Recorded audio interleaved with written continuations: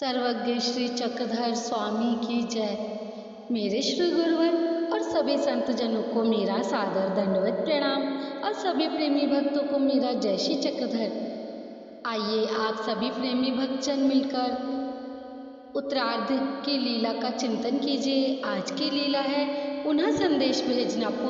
उत्तरार्ध लीला क्रमांक 6। नागदेव के रिद्धपुर चले जाने के बाद फिर भगवान एक बार पैठर नगर में आए। वहाँ भगवान ने गणपत मठ नामक मंदिर में निवास किया। फिर कुछ दिन बाद वहाँ भगवान के दर्शनार्थ रिद्धपुर से एक भक्त आए। उससे भगवान ने पूछा, वहाँ श्री गोविंद प्रभु भली भांति राज्य कर रहे हैं क्या?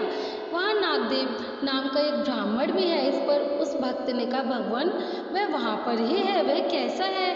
भगवान वह प्रतिदिन श्री गोविंद प्रभु के तीनों श्री पूजा अवसर के समय भगवान के पास ही रहता है। दूर से ही भगवान की सेवा करता रहता है। 3 पहर विजन करता है, दोपहर को भिक्षा करता है, उंगलियों पर दिनों की गिनती करता रहता है। इसके कुछ समय बाद रिद्धपुर की ओर अन्य भक्त भगवान के पास से रिद्धपुर जा रहे थे। उसके हाथ भगवान ने नागदेव को संदेश भेजते हुए कहा, वहाँ जाकर नागदेव को कहना, जब तक हम ना बुलाएं तब तक तुमने यहाँ आना नहीं।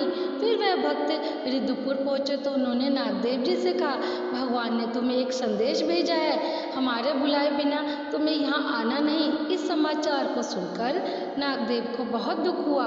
मेरे बिना भगवान का कौन सा काम रुक सकता है? मुझे भगवान किस लिए बुलाएंगे? इस समाचार को सुनकर नागदेव ने अन्न खाना ही छोड़ दिया। उनका शरीर बहुत क्षीण हो गया। इसके लिए कुछ समय बाद भगवान को मिलने के लिए कोई अन्य भक्त रिद्धपुर से आए थे। उनसे भगवान ने विशेष रूप से श्री गोविंद प्रभु की क्षेम कुशल वार्ता जानने का प्रयत्न किया। उनसे श्री गोविंद प्रभु की कुशल क्षेम वार्ता का समाचार मिलने के बाद भगवान ने उनमें से एक माता से पूछा, माता रिद्धपुर में नागदेव नाम का एक ब्राह्मण वहाँ है कि नहीं? उसने उत्तर में कहा, भगवान वह वहाँ पर ही है। फिर भगवान ने पूछा, वह कैसा है? इस पर उस माता ने कहा, भगवान उसके विषय में तो मैं आपको क्या बताऊं, वह तो इतना क्षीण हो गया है कि आज नहीं तो कल गया। इसके 2 दिन बाद कोई अन्य भक्तगण रिद्धपुर की ओर जा रहे थे। उन्हें भगवान ने कहा, वहाँ रिद्धपुर में नागदेव नाम का एक ब्राह्मण रहता है। उसे जाकर तुम कहना कि भगवान ने उन्हें यहाँ आने का तुरंत आदेश दिया है। हम उसे त्वरित मिलना चाहते हैं। रास्ते में 1 दिन से अधिक किसी गांव में ना रहना। फिर जब वे वहाँ रिद्धपुर में पहुँचे तो उन्होंने नागदेव से जाकर कहा, भगवान ने तुम्हारे लिए एक संदेश भेजा है। यह सुनकर नागदेव का दिल धक धक करने लगा। कहीं भगवान ने यहाँ से कहीं अन्यत्र भेजने का संदेश तो नहीं दे दिया।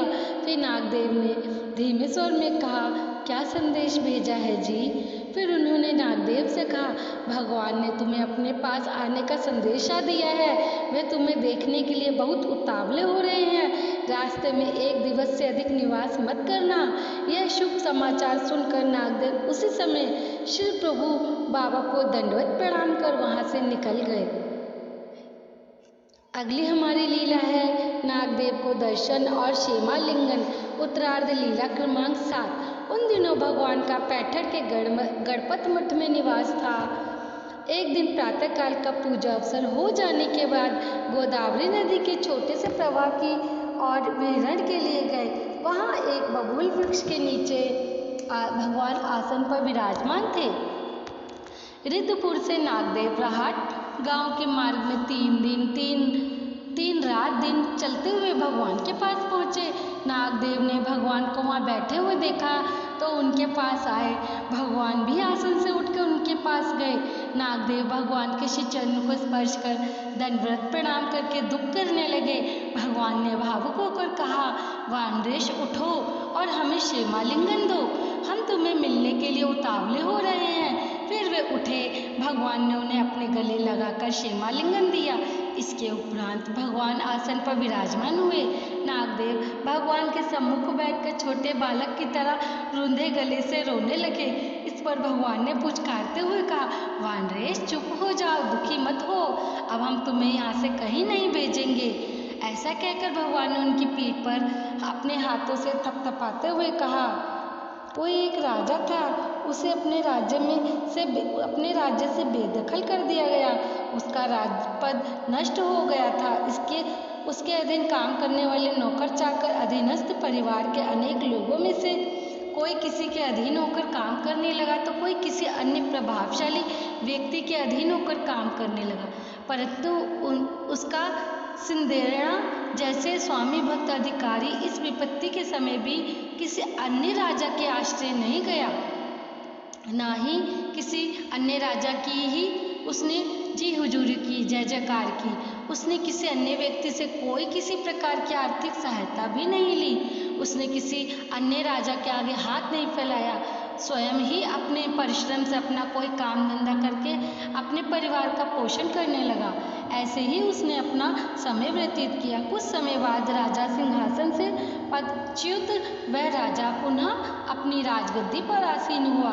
उसके नौकर चाकर और अन्य सभी अधीनस्थ अधिकारी वर्ग उसके पास वापस आ गए। एक दिन जब वह राजा अपनी राजगद्दी पर आसीन था, तब उसने अपने सम्मुख बैठे सभासदों की ओर दृष्टिपात करते हुए इधर उधर देखा तो वहाँ उनमें उसे महामंत्री के समान स्वामी भक्त अधिकारी कहीं दिखाई नहीं दिया।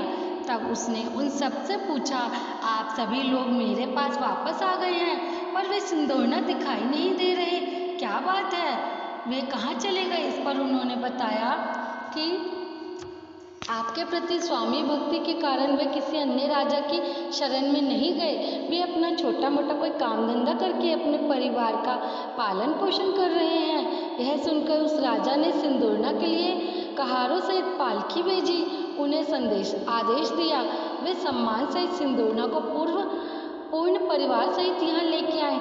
उनके वहाँ पहुँचने पर वह राजा अपने अनेक सभासदों सहित सिंदूरना के पास पहुँचा। बाजे गाजे के साथ उसे अपने राज्यसभा में ले आया। बड़े सम्मान के साथ उस राजा ने अपना आधा राज्य समर्पित कर उसे अपना सामान बना दिया, उसे अपना सब समर्पित कर दिया। वहाँ से फिर भगवान मंदिर में आए। गणपत मठ में कुछ दिन रहे, वर्षा काल वहीं व्यतीत किया। उसके बाद फिर वे खड़कुली में वापस आए।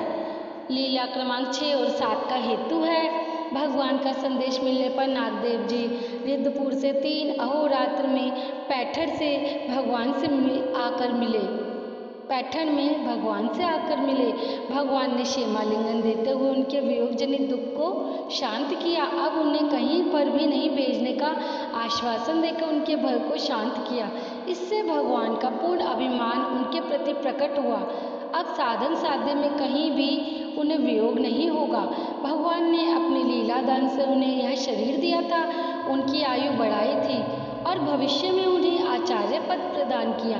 प्रेम साधन प्रदान करने के लिए उन्हें पूर्ण आश्वासन प्रदान किया। तो ये थी आज की हमारी बहुत सुंदर 2 लीलाएं।